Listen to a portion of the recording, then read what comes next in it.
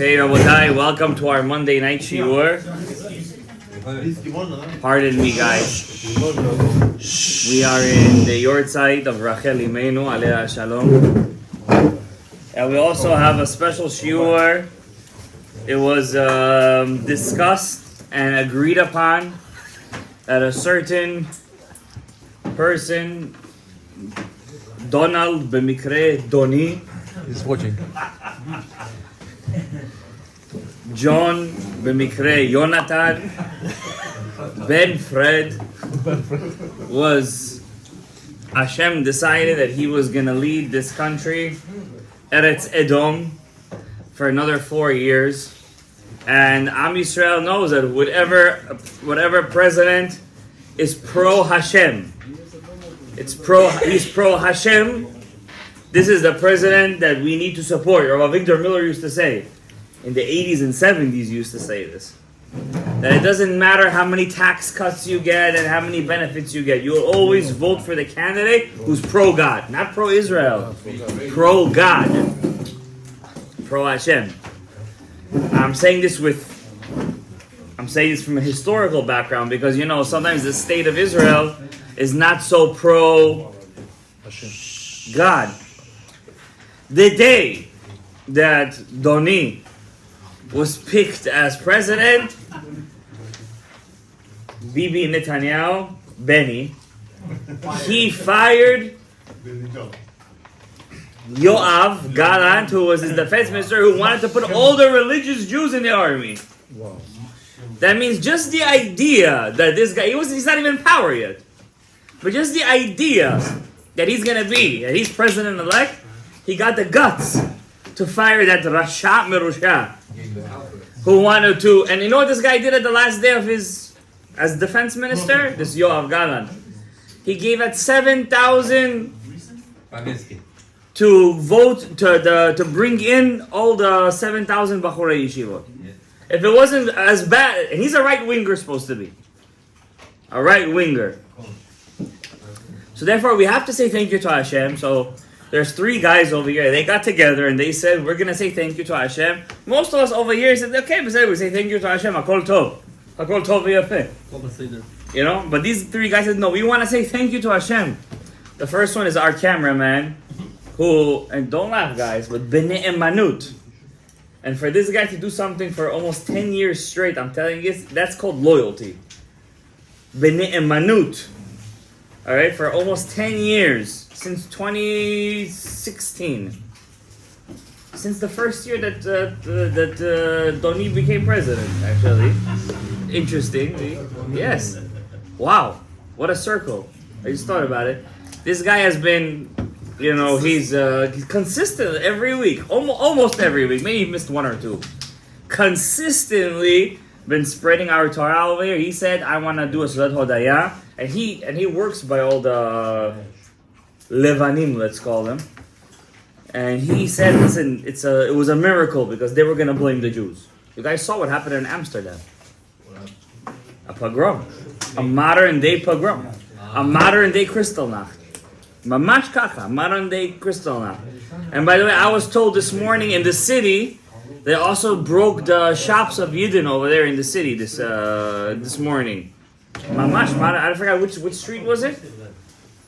Who told me? But Avram told me that. Yeah. Huh? Amsterdam and Amsterdam Avenue? Nah, come on, you're messing with me right now. You're messing with me. So, boys, so we have to still remember that HaKadosh Baruch Hu runs this world. Hashem put this person in charge. We need to take advantage of that, by the way. Be'ezrat Hashem. We got to take advantage of that, and we got to think strongly of getting our own place, Rabbi Isai.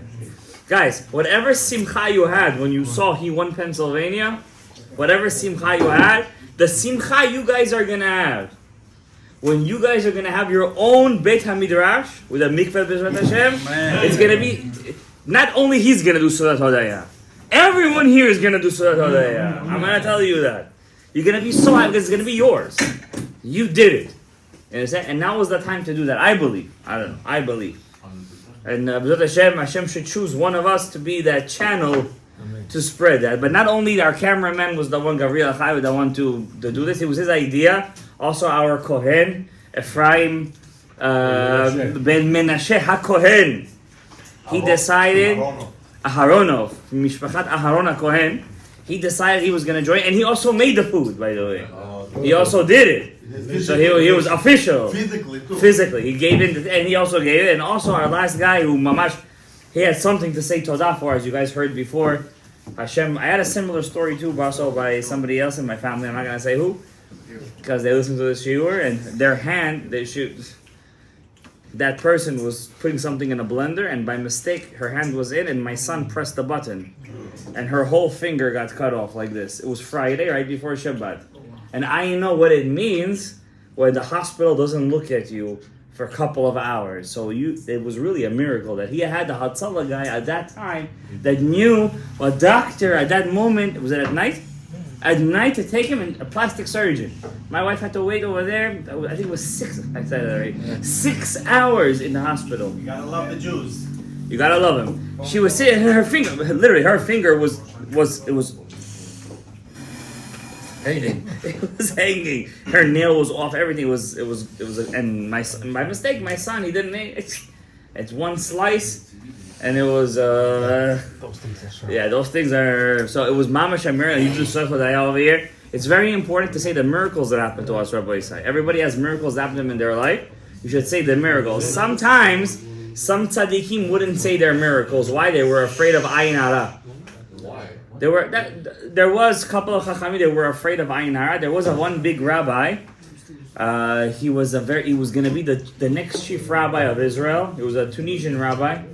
I forget his name. I know he was a Levi. I think Rav Moshe Levi his name was, and he was a giant. And like this guy, like he was rivaling Rav Ovadia Yosef, and he had very bad cancer. And Hashem saved him, and he made Seudat Hodaya. Then a couple of months later, he got it again, and he died. And Rav Mazuz said that because he did the Seudat Hodaya, he kind of attracted a lot of ayin hara on himself. So sometimes it's good also not to make it so official. Sometimes it's good to, say Hashem did it, thank you. There was a story that happened. So first of all, thank you to all the sponsors. Hashem bless you with bracha, there was a story that happened right now in the pogrom of Amsterdam. And it's interesting because Amsterdam was the first country in Europe to allow Jews to live there freely. You know that, right? Yeah. The first country, the Netherlands, were the first country to give Jews full rights as citizens. That means the right to own land. Back then, Jews couldn't own land in Europe. You know why Jews were bankers? You know why Jews were bankers and doctors? Not because they loved anatomy and physiology. Jews were farmers. We lived in Eretz Ysrael. We were farmers. Jews didn't have the right, according to the church, to own land in Europe. We couldn't, as citizens, we couldn't own land. You understand what I'm telling you guys? We had no choice but to be doctors, lawyers, and bankers.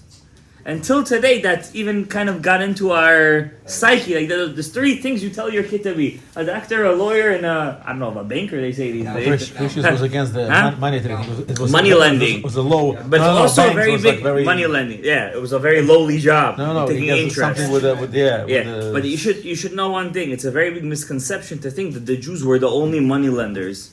Very big misconceptions. Actually, the people who created money lending were not Jews. The Jews just perfected it. The first money lenders were actually Italians. Loan sharks. Believe it or not, the biggest loan sharks, the Renaissance makers, the Italians. And funny thing was, Italy was one of the only countries not to expel Jews from its borders officially, even though the Pope that was his place of action, right? He didn't kick him out. He knew the economic benefits of the Jews. I'm gonna tell you something interesting. Like today, Mr. Trumpov became president. One of the first people that he elected in his cabinet was a Jew, Lee Zeldin. Yes. Wow. Lee Zeldin is 100% Jew. He's not an assimilated. Unfortunately, he married a Long Island Jew. Unfortunately, he married a Goyal. But he was To what role? What position? Head of, basically he gave him in charge to bring American businesses back to America. Right. Good luck with it. But only a Jew could do it.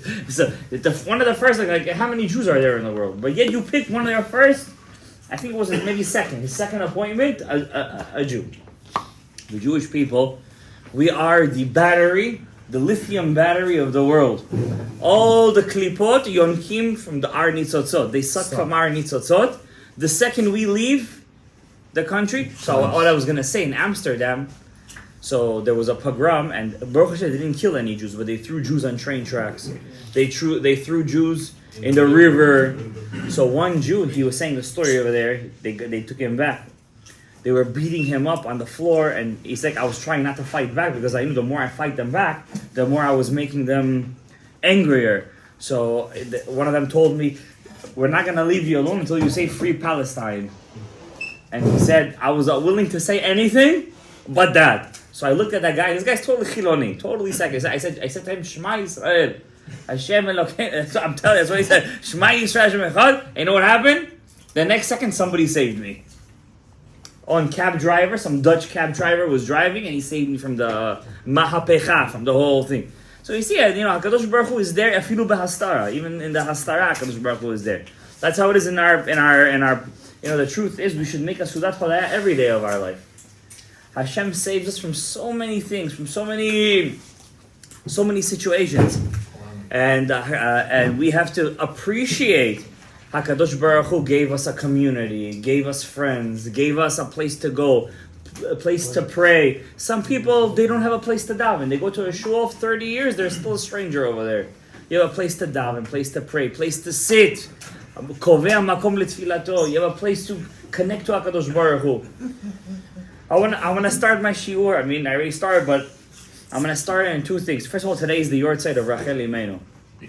The Midrash says that today on the Yud Aleph Cheshvan, Rachel Imenus passed away. Anybody knows who else passed away on Yud Aleph Cheshvan? No. It's a famous Midrash, huh? Rochelle, two grandmothers. Rochelle, both of them on the same day? Yeah, one today, one tomorrow. Don't take it. Don't take it to the next level. All right. You asked me who. Who else passed away? Not Noah. Noah did not pass away. Metushelach is correct. Metushelach was the person who lived the longest in the history of mankind. Anybody here know? 969. How do you know that? You heard it on Shabbat for me. Thank you very much. You have Kol HaOmer Davar B'Shem Omro Mevi Geula Le'olam. 969 years old he lived. Hashem waited for 7 days of Avelut to finish to bring the Mabul. And until Metushelach didn't die, Hashem did not agree to bring the Mabul because the Zichut of the Tzaddik was so strong that one man was able, with his disciples, by the way, he had disciples, to bring Kiddusha to the world, to keep the world still alive. Metushelach was the father of Chanoch. Chanoch was the man who lived 365 years, and he went to Shamayim alive. Chanoch's son was Lemech, who lived till 777. 777. And his son was Noach. Noach lived till 950. Shem, the son of Noach, lived till 600. So it was a very big Decrease. cut. When Shem's grandson was born, Peleg, what's Peleg mean? Half, to cut.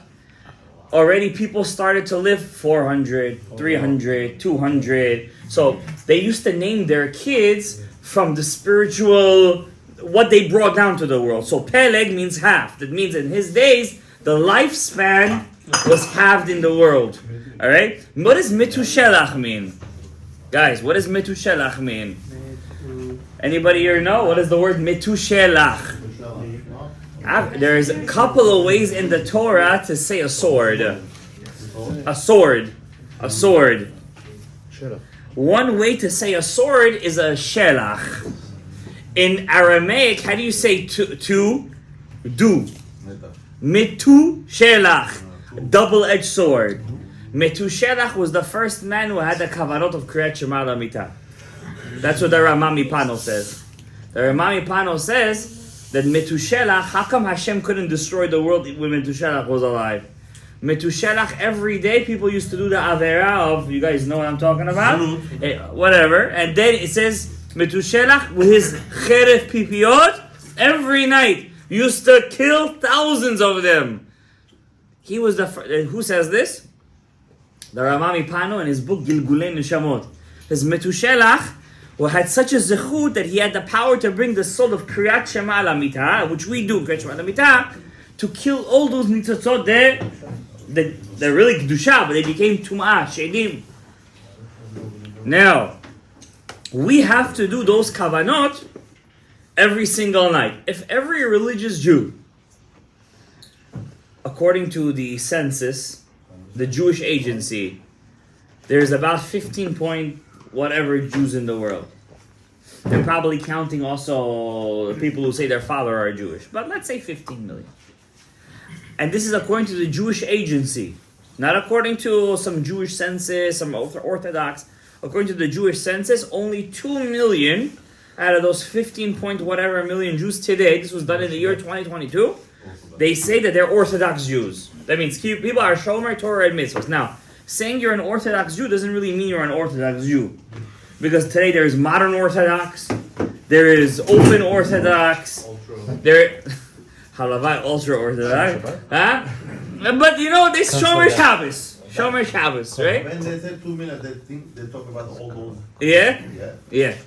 When they say 2 million.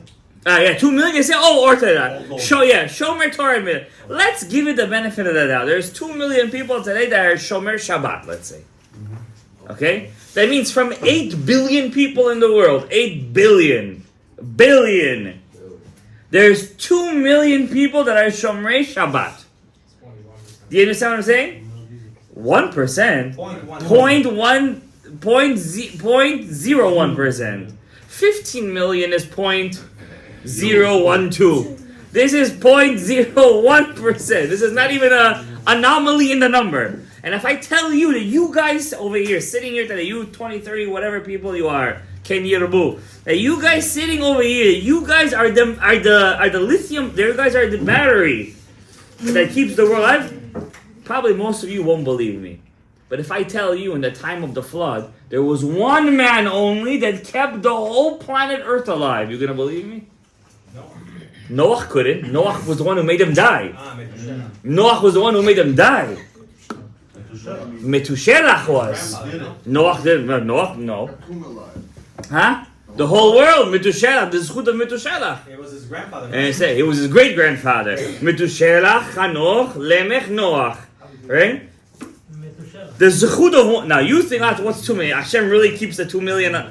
Yes, because in the time of Noah, even one guy was able to do it. One guy. And not only that, Hashem, HaKadosh Baruch Hu, the Ein Sof Baruch Hu, not only did he let the zechut of Metushelach keep the world alive, he even waited an extra 7 days, including the day of his death. Shiva Yimei Avelut.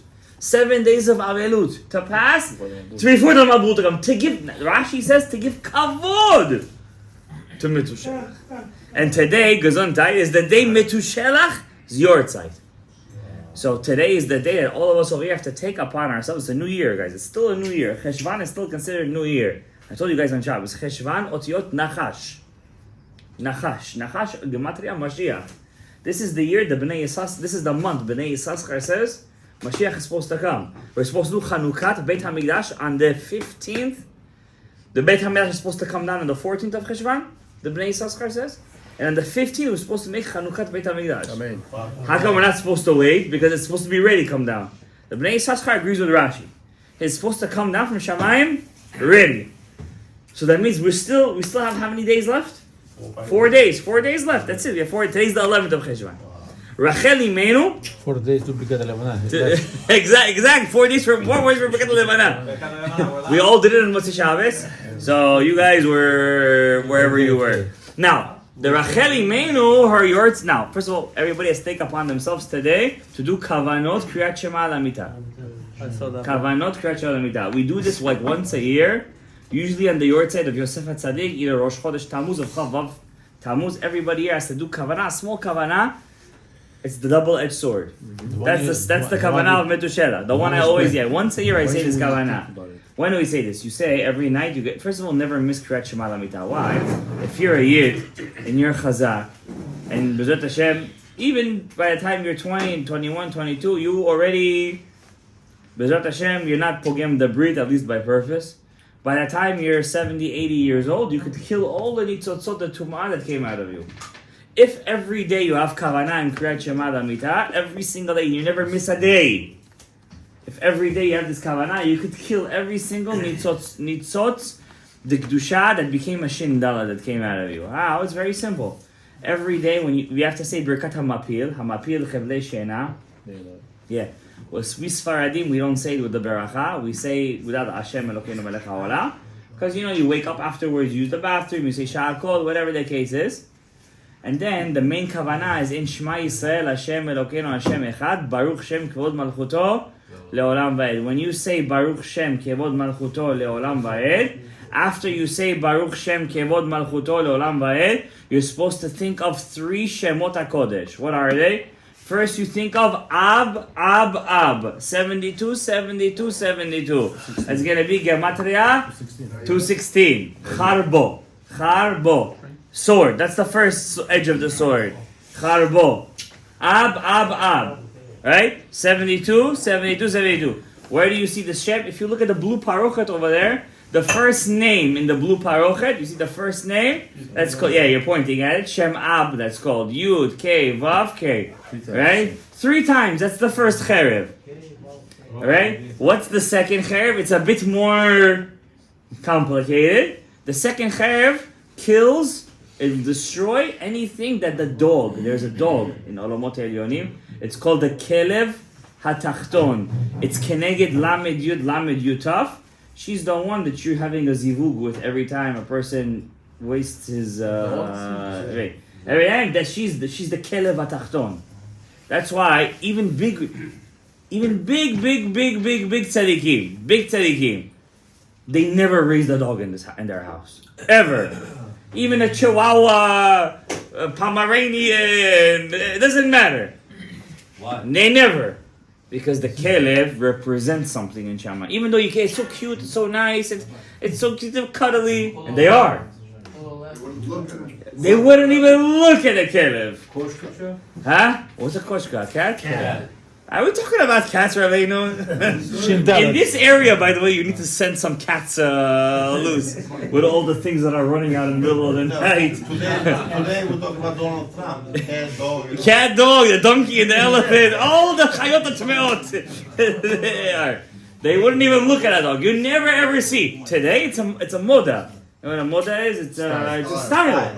There is no house, at least a couple of religious houses. En lahem, couple of chayot meot. Personally speaking, it's true. It's therapeutic. It's very therapeutic to raise it. It's good for the kids to raise an animal. And I'm sure Yaakov Avinu had a couple of German shepherds or mastiffs. I'm sure. For sure, he was a shepherd. He had to have a couple of. For sure, he had a couple of big klavim. But that was where. That was when he was in the house of Lavan. By Lavan, he had the klavim. Yeah, house of Lavan, that's true. In the Baita Lavan. Doni went to Baita Lavan. Now, but the Kelev represents Devar Tum'ah. It does represent Devar Tum'ah, alright? So, tzaddikim wouldn't raise such a thing in their house. Now, especially if you have one that's an attacker. A German Shepherd, a Mastiff, those things, Chas v'Shalom, it could bring you klala to your house. A klala. I'm not talking about the Chihuahuas. I'm talking about the big, Golden the poodle. Golden doodle. Yeah, but why? Somebody passes your house. The Gemara says she's pregnant. The dog barks, and she gets a miscarriage. The Gemara says the owner of the dog. He's responsible for that. Wow. He's responsible. So he can bring on himself, chas shalom, a klala. Okay? Huh? Listen, I don't know. You're already bringing me goy, this, that. What if she's not? Right? I'm just letting you know what the Gemara is. Usually, why do I say this? Yeah, this is the kavanah. Correct. Ooh, where did you bring this up from? You. From how many years ago? You said it, I keep it. You always keep it. Now, why am I saying this? What's the kavanah? Forget about the klavim in this world. There's a any dangerous dog that could attack. Alright? That scares people. Alright? I never. Huh? No, I'm not gonna get a board. Why? It's not the Yahrtzeit of Yosef HaTzadik. Alright? The second kavanah, if you take the name of God, Yud K Vav K, and you do it biribua, Yud K Vav, Yud K Vav K. It's called the ribua. You multiply it, right? Yud, then Yud K, then Yud K Vav, then Yud K Vav K. What's gonna be? I'll tell you already. 72. Okay? Then if you see on the blue parochet, the last name over there, Shem Ben. You see Shem Ben over there? Shem Ben. Yud K Vav K. You see the last one over there? Do the same thing, multiply it. Yud K Vav, Yud K. It's gonna be 144. 144 plus 72 is 216. That's the second sword. That kills the Kelev HaTachton. After the shiur, when you put a post-it, send this picture. I already posted. You already posted. That kills the Kelev HaTachton. And all the Gufim HaTimeim Shenivru HaShalom. This is what Mitushelach used to do. That's the meaning of, according to Ramah Ipar, that's the meaning of the word Mitushelach. Okay? Now today, that's for Mitushelach. We have to give kavod to Mitushelach. According to the Ramah Ipar, he's the Gilgul of Rabbi Yehuda HaNasi. He came back as Rabbi Yehuda HaNasi. Okay. Now today is also the Yahrtzeit of Rachel Imenus, our mother Rachel Mevakal Baneh. I want to tell you guys this interesting chidush I heard from Hodaya Yosef. Yosef's mother, correct, Rachel Imenus. We all know there's a special mitzvah that not many people do. It's called Tikkun Chatzot. Today Tikkun Chatzot is about 11:40. It's good to do it at least once a week at least at midnight, 11:40. After Aravit, of course. You sit on the floor with a cover or something, a blanket or a pillow. You sit by the mezuzah and you have to say special Perek Tehillim, specifically chapter 137, and you think about what are we missing in our life because we don't have a holy temple. That's it. If you just do that as a beginner, like tonight is a good day to start. It's 11:40. Most of you guys could be up at 11:40, probably. All right. If by 11:40 you take a pillow, you go to a mezuzah. Even if you can't go to a mezuzah, no, it has to be something to the floor. You sit by the mezuzah and you just read chapter in Tehillim 137. Kufna al naharod Bavel sham yashavnu gam bachinu v'zocher etzir. That's it. This is a good place to start as a beginner. And you just think. Rabbi Igdar Miller used to say, just think for a second. What am I missing as a Jew? The nation of Israel, Bnei Israel, that we don't have today a Bet HaMikdash. That would be probably greater than all those people who say Tikkun Chatzot, say the whole thing and don't even think about what they say. Just think for a second. The Gemara says when there was a Bet HaMikdash in Eretz Yisrael, every grape would come out a size like this. Not a cluster. Every grape. Rabbi Yeshua ben Levi says one time he came into the field, this is after the Chorban, he saw a cluster of grapes, he thought it was a bull. He came closer, he saw it was grapes. He said, Hashem, tell the earth to take back its bracha. It's not the time for a bracha right now. There's no Beis HaMikdash. The land of Israel used to give such bracha. Everything in the Beis HaMikdash's time, the Goy used to tell you, go learn Torah. In the Beis HaMikdash's time, there was no machloket in halacha. There was no Ashkenazi, Sfaradi. There was one machloket. When to do smicha on Korban Shlamim. That's it. There was no machloket. In halacha, there was a Sanhedrin. Even second, there was a Lishkat HaGazit. You know what Lishkat HaGazit is? The chamber of the hewn stone. Hewn. There was a special, Lahavdil Elef Havdalo. There was a congress. There was a congress in the Beis HaMikdash. 120 great men of the Great Assembly. Then there was a Sanhedrin of 71 men. These are men that knew all 70 languages. These are men that they knew all astronomy. They knew all astrology. These are not just regular men. These are Balei Ruach HaKodesh. If there was a machloket in halakha, it wouldn't be like today. We're all eating each other alive. They would go to the Sanhedrin and be like, Rebbe, what's the halakha? They would decide what's the halakha. No machlokot. There would be no machlokets. We're missing this. Imagine Am Yisrael with one Shulchan Aruch. One Shulchan Aruch. No, but what would we be doing? We would spend our whole time learning Torah HaSod. If we don't have any machlokets in halacha, we could spend all of our time learning the deep parts of the Torah. That's why in the first temple, there was thousands of bnei nevi'im. Because there was no machloket in halacha. They knew halacha. This happens A, B, C, D. This gets mixed with this, tameh, tahor, this, that. And not only that, when there was a Beis HaMikdash, people wouldn't forget their Torah. There was no forgetfulness in Torah. You would go into the Beis HaMikdash, everything would come down to you at that moment. It would be like, there was ruach. It says 5 things are missing in the destruction of the temple. 5 things. The Aron, the Kruvim, Ruach HaKodesh, Esh al HaMizbeach, what else? The light of the menorah. There's 5 things that are missing. One of them is Ruach HaKodesh. You would walk into a holy temple, you would feel divine, you would feel like a divine Ruach HaKodesh. You would mamash feel like that. You would hear the singing of the Leviim. You would feel such joy at that moment. Why is that? That's where we belong, Rabbi said. This is where we belong. I just want to tell you guys one thing, it's scary. But we're getting close to the year 6000, and according to the Zohar HaKadosh, we only have 2 years till Tchiat HaMetim. 1 year. 1 year or 2 years? Because the first year just started. 576. But we just started 5775. Relax. We still have the whole. What's so scary? Because we're very comfortable here. That's what's scary. And it's that. So for me, I'm good. But I'm just saying that some people it can be very scary, right? And in 2 years, according to one opinion in the Zohar, Rabbi Yehuda and Rabbi Yosef, there's a machloket over there, is it has to come 214 years before the end of the 6,000 years, or 210 years before. It's a machloket inside the Zohar, right? And according to one opinion, Mashiach is Tchiat HaMetim, not Mashiach, Tchiat HaMetim, the first Tchiat HaMetim, right? Exactly, we have another 4 years? Exactly. So according to Lashon Shalom Achlama, it happens in stages. We talked about this before. So according to one opinion, Tchiat HaMetim has to happen in about 2 years, at least by the end of next year. Has to start happening over here. And you know what today, what Mr. Trumpampula said over there? Mr. Trumpberg. You know what he said? He said, we're going to end all wars in the world. But against Iran, we're going maximum.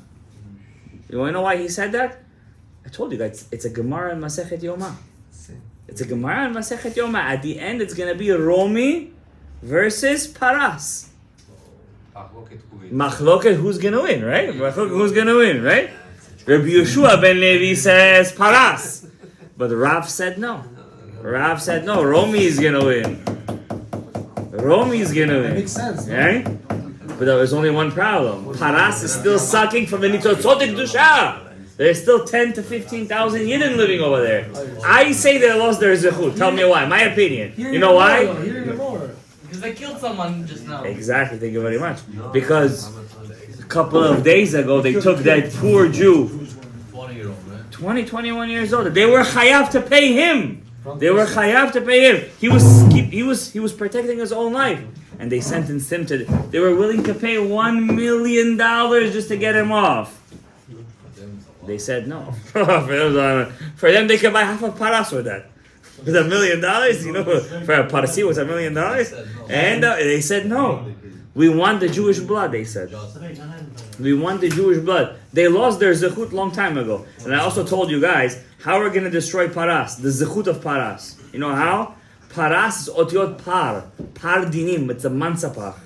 We have to be mematek the mansapach dinim. How do we do that? Mansapach is gematria what? 320. No, Mansapach is, how much is Mansapach? Not 320. 348? Mansapach, guys, come on. Moti, how much is Mansapach? He's serious. No, Mansapach, 280. 280, it's 280. How do you be matek? It's the first word of Hashem Sifatai Tiftach. What's the kavanah of Hashem Sifatai Tiftach?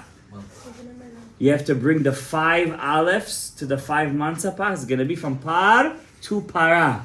You got to turn from a par to para, from the male to the female energy.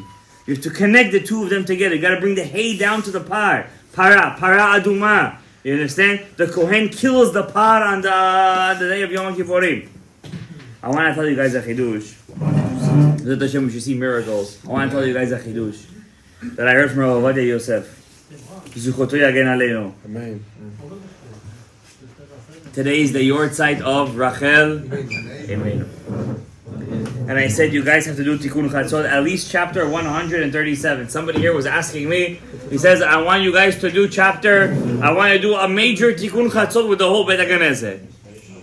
I told him no. Number one, nobody's going to show up. It's not true. And number two, Tikkun Chatzot is a private thing. I want to tell you guys a chidush. People ask me this, it's called Lefi Pshat. It says by Rachel Imenu, Yaakov Avinu came to her and gave her simanim, right? Yes or no? Yes. And it says in the Torah that Rachel, she thought that her sister would be embarrassed, Leah. And she said, I don't want my sister to be embarrassed. I'm going to give her the signs. The night of the wedding comes, Yaakov Avinu is totally bamboozled. He wakes up in the morning, but he never woke her. Leah. He goes to Lavan. Ma'azot asita li. What did you do to me? What do you want? Tradition. Minhagim. We can't go against minhagim. If the minhag says, you got to do the minhag. Right? But what's interesting, later on, then he says, okay, work another 7 days, I'll give you the second sister. And Yaakov, 7 days. First he worked 7 days. And then 7 years. And then 7 years. So then he works 7 days, he gets Rachel. Right away, Leah sees that he moves his bed from Leah's tent, from her tent, to Rachel's tent. And suddenly a kind of antagonism goes inside of her. And she gets pregnant right away. Leah, she has 4 sons right away. Rachel sees she has no kids, and what's the point of a woman? I know I sound like an anti-feminist, but that's what the Torah says. I gotta say the truth. What's the point of a relationship? How is this politically correct? If you can't have... That was a good one, right? Nice save. We're not going to get cancelled? Now, what's the point of a relationship if you can't have children? So she says, take my shivcha bilha. Right? So she has 2 kids. Leah says, oh, she has... something is working over here. She's getting my heads up on me. I'm going to give her Zilpah. And then she also has 2 kids from Zilpah. And then Reuven, who's at least over here 10 years old, he says to his mom, I brought a plant, it's called Dudaim. Right? We know what this plant is today. It's a certain, I forgot the name of it. It's not jasmine. Maybe, listen, I forget. There's a book that discusses what's Dudaim. It's shaped like a human. By the way, the Dudaim are shaped like a human. It says, Ima, it's good for fertility. Abba taught us, it's good for fertility. Huh? Mandrake, there you go. It's mandrake. I knew from the word mandrake. Mandrake. Mandrake. It's shaped like a man, by the way. You have to know how to use it, by the way. You can't just eat the mandrake. You have to crush it in a certain way. They had their own pharmacies back then. By the way. No, 100%. Natural stuff. Everything is natural, by the way. Nothing comes from Mars, you know that, right? Plus plastic. Okay. Huh? Is it shaped like a human? Yeah, that's it.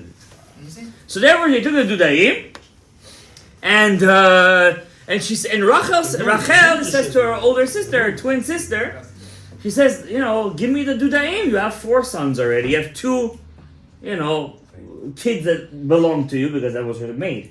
Give me the Dudaim. So she tells her something you've seen the Torah, it looks a bit nasty. Like, how do you say you stole a girl? It's not enough you stole my husband, you want to steal my son's Dudaim? So Rachel says something that she shouldn't have said, as the Torah says. She says, okay, tonight I'll give you the tzaddik. The Zohar speaks about it in length. You can't say such a thing, you can't say, I'll give you the tzaddik. Because the Malchut can never say, I'll give up the Yesod. That just negates the whole being of the Malchut. Right? The Malchut just cancels out at that moment. It was a very big mistake. She said that, and that's why she was Zochet to Yisachar. Right? Yisachar is an extra shin. The Ariyah Kadosh says, what is the meaning of that extra shin? That extra shin, I'm going to tell you right now, secret of secrets. I wasn't planning on saying this, but B'zchutcha that you came today, I'm going to say it. And Rachel made his Yahrtzeit. And Metushela. Yisachar, why does he have an extra shin in his name? Yeah. And B'zchutcha that you came. Why does he get the extra shin? You remember from Shar Gilgulim? Something. There's 2 brothers. These 2 brothers are basically all the Jewish people. Cain and Hevel. Cain was a killer. He was bad. The Zohar calls him a nachash. I remember there was this one rabbi who made this whole shiur as if they were actually reptiles. Hashem yachziru b'tshuva shelema. Amen.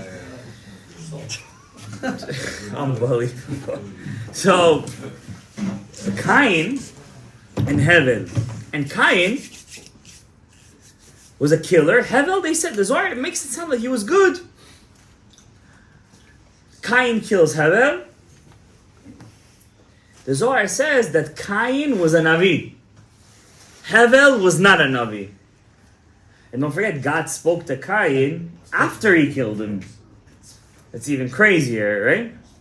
So he says, even though Cain sucked a lot of the tum'ah that was from the Nachash, but the Bechorah in Cain, the Bechorah, the firstborn ship that Cain took from Adam, was so strong that it beat the good of Hevel. You know what I'm telling you guys? What's supposed to mean then? That means even though Cain didn't get his korban answered, but he thought of the korban. It was his idea. It wasn't Hevel's idea. Hevel just perfected it. Correct? Cain could have done a second chance, but he was a perfectionist. And he couldn't handle defeat. So I'm going to tell you guys again, this is very important, because this is going to be basically the whole Torah, Sheba'al Peh, is based on this Yisachar. I'm going to tell you how. Cain was greater than Hevel, because he was the firstborn. Every firstborn child, says the Shara Gilgulim, no matter how bad he is, since he took the first drop from his father and mother, he always has a certain edge on the other kids. And that's why, la'alacha, you have to respect your older brother. As much as you have to respect your parents, by the way. It's a drasha from the Torah, right? Right? Says Rabbeinu Ari. But Cain, he messed up big time by killing. And he also messed up big time by saying Hashomer Achi Anochi. That basically he was giving up being a brother. And the only reason he's greater because he's the older brother. Now that you messed that up, you're not an older brother anymore. So says Rabbeinu Ari, he didn't lose it, but he lost the koach to use it. I never saw him speak to Hashem after that. Right? He did speak to Hashem afterwards. No, but not after he said Hashomer Achi Anochi. Right? He lost it afterwards. We see that not only that, all of Cain's descendants die in the Mabul. Right? As the end of one line. Wow. And then Cain's Bechorah, I'm skipping a little bit, but ends up in Esav. Wow. Where specifically in Esav? If you're smart, you're gonna get it. In the heel of Esav. That's why. Where was Yaakov hanging on to? On the heel. Yaakov was saying it belongs to me.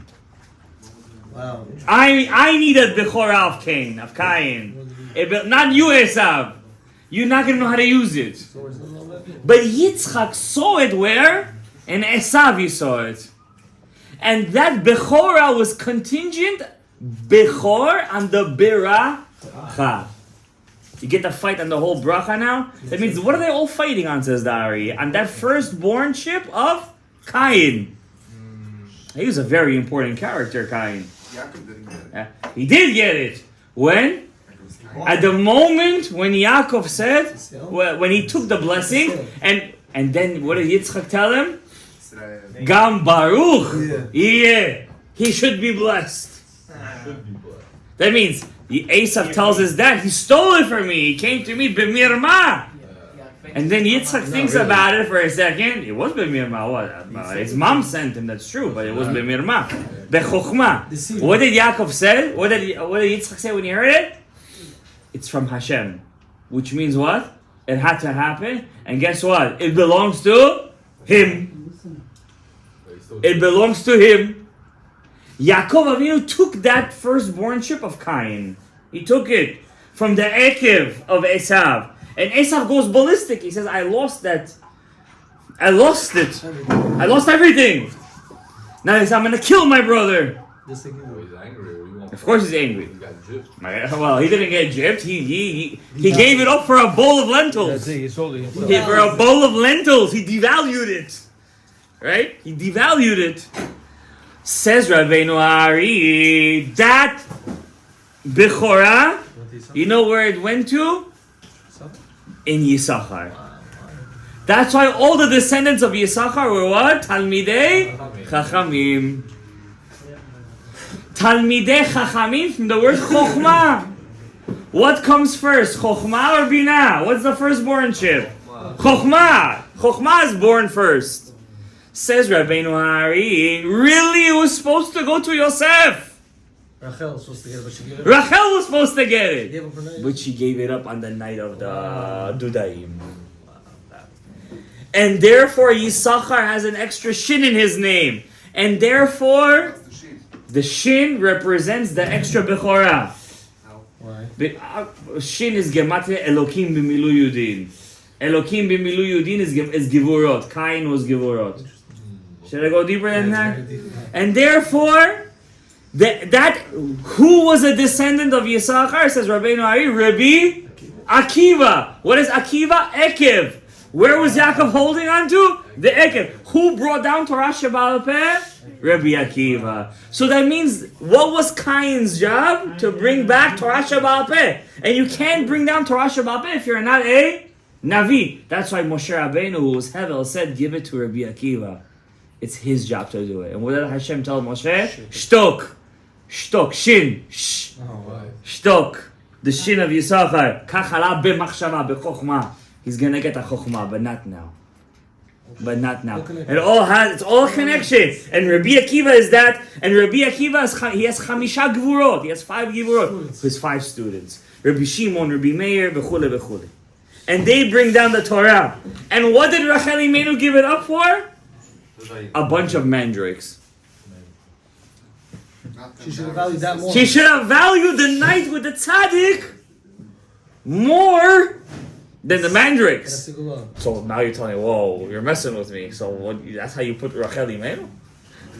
That means Leah took everything, and she did. She took the Bechorah, she took the Kihuna, she took the kingship, she took the Torah. So what did Rachel do? Rachel took higher than everybody. Well, but you're saying all this on the Yahrtzeit building? Well, yeah, there's a punchline. Let me say the punchline. You're not letting the punchline come. Says the Midrash in Echa, Kol berama nishma. There is a voice crying out, Nehi bechi tamrurim. Rachel mevaka al banea. Rachel is crying for her children. Me'ana linachem al banea ki einenu. She doesn't want to be comforted. 2,000 years she's not comforted. Ko amar Hashem, so says God. We say this on the second day of Rosh Hashanah and the Haftarah.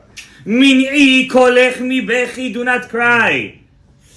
Because of you, v'shavu banim ligvulam.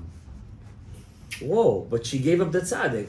What merit did she have that in her merit we will have the geula again? She stayed quiet with her sister. It's not just saying secrets. Let me put it into context. She wasn't jealous. On that day when Rachel said to Leah, give me the mandrakes, the dudaim, and you're going to have the baby, you're going to have the tzaddik. On that day, what did Leah answer back to her? It's not enough, you stole my husband, and now you want to take my kids. Dudaim? Stay quiet. And Rachel didn't say anything. What should have Rachel said? What should he have said? What do you mean? He was mine to begin with. Says the Midrash Rabbah, Rachel was such a tzaddiket, she never told Leah that Yaakov gave her the simanim. Leah always thought she was meant to marry Yaakov. How? 7 years, Midrash Rabbah says Yaakov worked for Rachel. Every time he would send gifts to Rachel, Lavan would take the gifts and give it to Leah and says, he's waiting for you. She's quiet. And Rachel never said something, not one night. 7 years, and the rest of her life she never said anything to her sister.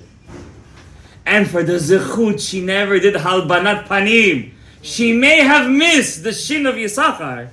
She may have missed the night of the tzaddik, but it was worth it. That in her zechut, v'shavu banim ligvulam, because the rest of her life she never told her sister, I was the one that was meant to be married. She could have broken the ice any day. And that's why the Zohar says she didn't even give her the simanim. She was hiding under the bed. And she was making the sounds from there. And that's why we celebrate, we remember, and we do tikkun chatzot, tikkun rached. Because in the zechut of not embarrassing your friend, not making a joke of your friend, not hurting your fellow, and that zechut v'shavu banim ligvulam. May Hashem bizoche otanu b'zchut Rachel Imenu alea Shalom. Never ever to hurt another person. Never ever to have joy from the pain of another person. Never ever to have joy from the pain of another person. To always be happy with our friend's success. And that's our success when we're happy and our friend's success. And in that zechut of ahavat chinam, the ahava of Rachel to Leah, where we have the Geulah speedily in our days. Baruch Adonai le'olam. Amen. Amen.